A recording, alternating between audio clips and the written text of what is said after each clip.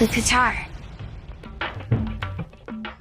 The Katar is a type of push dagger from the Indian subcontinent. The weapon is characterized by its H-shaped horizontal hand grip, which results in the blade sitting above the user's knuckles. Unique to the Indian subcontinent, it is the most famous and characteristic of Indian daggers. Having originated in South India, the weapon's earliest named form was Katari, which means stabbing blade. Its earliest forms being closely associated with the 14th century Vijayanagar Empire. It may have originated with the mustika, a method of holding a dagger between the middle and index finger still used in Kalaripayattu and Gaka today. As a short, wide, triangular blade. Its peculiarity lies in the handle, which is made up of two parallel bars connected by two or more cross pieces, one of which is at the end of the sidebars and is fastened to the blade. The remainder forms a handle which is at a right angle to the blade. Some handles have long arms extending across the length of the user's forearm. The handle is generally of all steel construction and is forged in one piece together with the blade. The blade, typically measuring 30 to 90 centimeters in length, is usually cut with a number of fullers.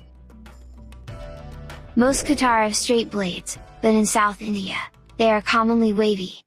South Indian blades are often made broad at the hilt and taper in straight lines to the point and elaborately ribbed by grooves parallel to the edges.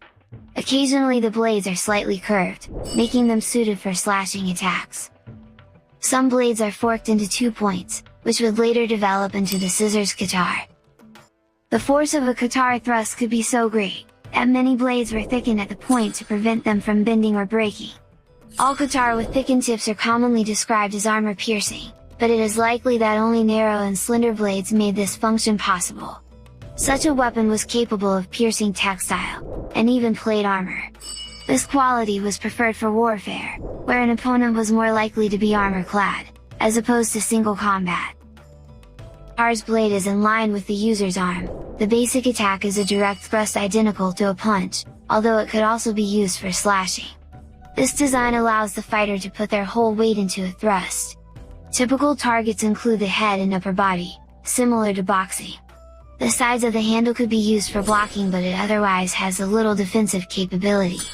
As such, the wielder must be agile enough to dodge the opponent's attacks and strike quickly, made possible because of the weapon's lightweight and small size.